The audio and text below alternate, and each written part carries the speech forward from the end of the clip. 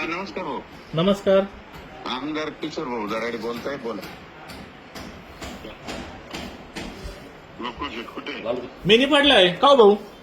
मी बसलो तुम्हाला सांगितलं नाही. काय काय मी बसलो तुम्हाला सांगितलं नाही. कुठे? सांगा किती परवा नाही नाही, मला नाही काही सांगितलं. आमची चर्चा झाली. बरं. कशासाठी? हेच गणेश भाऊ म्हटलं का मला पक्ष काढला क्लिअर होता. मला पक्ष नेता बोलते लोक पक्ष त्यांचं करा. भाऊ तुम्हाला एकदम मोकळं सांगू, हे बघा आपण काही लांबचे नाही, एकमेकांचे नातेवाईक आहे, पण तुमच्या घरात एक आमदारकी आहे. आता एक आमदारकी आम्हाला त्या ठिकाणी वाटतंय, आम्हाला गोल्डन चान्स आहे, मिळेल आम्हाला असं वाटतंय असं, आणि आम्ही आता पुढे जातोय. मी म्हातारा नाही झालो, पण ही निवडणूक 6 वर्षांनी येते. ऑलरेडी मागच्या 1.5 वर्षापूर्वीच आमची एक संधी गेली आहे आणि ही संधी परत येणार नाही. मी बघा मी काय सांगितलं किशोर भाऊ, एकदम सोप्या भाषेत सांगितलं. तुमच्या घरात एक आमदारकी आहे, पूर्वी 2 होत्या, आता तुमच्या रूपाने एक आमदार आहे. अजून तुमचा 4.5 वर्षाचा कालावधी त्या ठिकाणी बाकी आहे. उलट तुम्ही मनाचा मोठेपणा दाखवला तर एक आमदारकी समाजात निफाड तालुक्यात येऊन जाईल.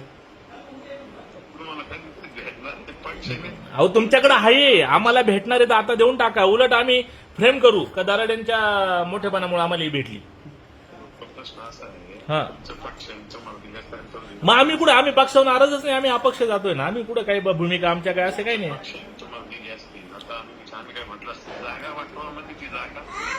भाऊ मी तुमच्या पुढे बोलू शकत नाही, तुम्हाला माहिती आहे, तुम्ही मोठे आहात माझ्यापेक्षा, पण तुम्ही पण थोड्या भावाने समजून घ्या का आम्हाला पण त्या ठिकाणी चान्स मिळाला पाहिजे.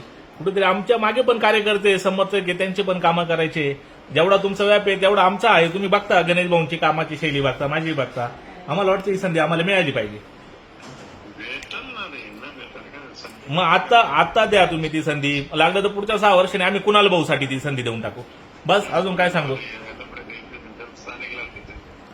आणि जिथे पुढे तुम्हाला आमची गरज पडेल आम्ही येणार. तुम्ही आता आमच्या मागे राहा, भविष्यात आम्ही तुमच्यासाठी थांबू.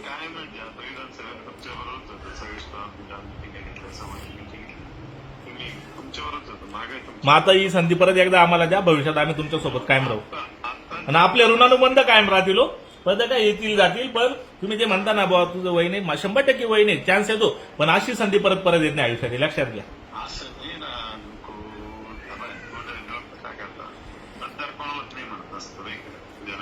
हे बघा भाऊ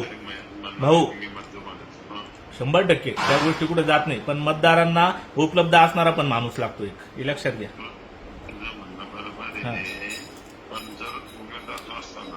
हे बघा ज्याच्या नशिबात भाग्यरेखा आहे ती 22 तारखेला कळत. आपण आज त्याच्याबद्दल काही चर्चा करण्यात मजा नाही. माझी तुम्हाला हात जोडून विनंती का तुम्ही ही संधी मला द्या.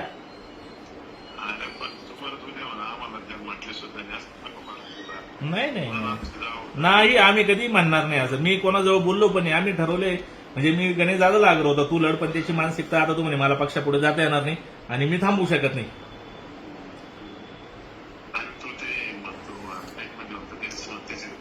नाही भाऊ, जे हे बघा, नाही असं नाही भाऊ. ही निवडणूक या प्रक्रियेत या गोष्टी चालणार. तुम्ही तेवढा मनाचा मोठेपणा ठेवा. माझा व्यक्तिगत तुमच्या असं काही मी खूप नाही हो, नाही भाऊ ही निवडणुकीचा कालावधी नाही असं नाही चिखलपेट केलीच नाही. मी फक्त सांगितलं संस्थेचा विस्तार केला, संस्थेत चुकीचं काम केलं असं नाही म्हटलं मी काही.